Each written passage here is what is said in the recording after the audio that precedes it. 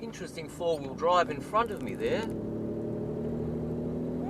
want to have a good look at that from the side. But anyway, while I got the bloody phone recording, let's talk about all those excess deaths. In Australia, in England, Western Europe, Canada, America. What do these countries have in common? They all have the mRNA thingy. Oh, I can get beside it. What has he got on top? Oh, it's a boat. Ah, it's the old fella with the tinny on the roof. I thought that he had some sort of, I don't know, lid. But anyway, back to the excess mortality rates. So they're all over the Western world. They're not in Africa, because they didn't fall for the Kung flu at all. And not in Asia, because they all used the Sinovac, the Chinese one. That was just a normal dead virus van. And in Russia, the Sputnik is just a normal dead virus one. They don't have excess deaths either. They do in the Crimean War, of course, but not these unexpected drop-dead suddenly deaths that we see all over the countries that took the R of mRNA one.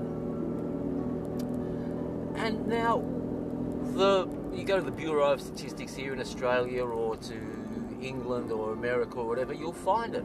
They're not hiding it, but the media are very reluctant to talk about it. I had a very brief argument with someone who's taken a whole bunch of the bloody in their arm. And I was saying, look at the excess deaths. And they said, oh, it's long COVID. It's the long version. And I wanted to argue with them, but they were a very calm person normally. They were waving their arms about and being quite excited. And I thought, yeah, you know the truth. You're just grasping at a straw. And so I bit my tongue. There's no point in telling these people, oh, you are an idiot, you've killed yourself. Fool. There's not much point in that. It's only going to make them more anxious and more worried. But they need to be, I don't know. What they need to do is they need to get together and storm Frankenstein's castle. Why should it be left to me and all of us purebloods to do it later?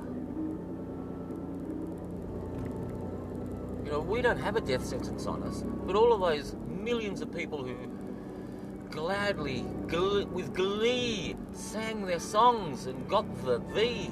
Huh, that rhymes. You remember that idiot geek? Oh, Mr. Fauci, give me a vaccine. Do you remember him? I hope he has dropped already. Gee, you know, thinking about it, no one I hate has dropped from it, though a couple that I hate have disappeared and no one knows where they are. Heard nothing from them. I hope they dropped. Actually, one of them I hope he didn't, because I want to kill him. Legally, or at least when there is no law and order. But what would modelling show? A 15% drop in population, or 15% increase in death rate? What does that lead to? How long can it last before it causes irreparable damage to society?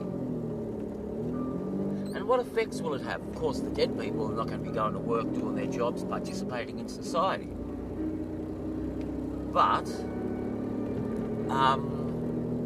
what about their friends and family? They're going to be a bit distraught by it. What about people who realise eventually that, oh my God, it is the V doing it all, and I've taken 4 of them?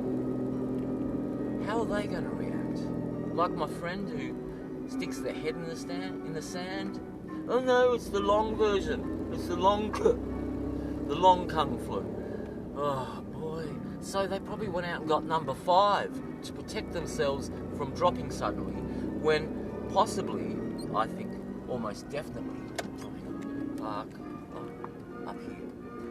Got a bit of shopping to do. So anyway, I've entertained myself by talking to you, and I'll go do my shopping.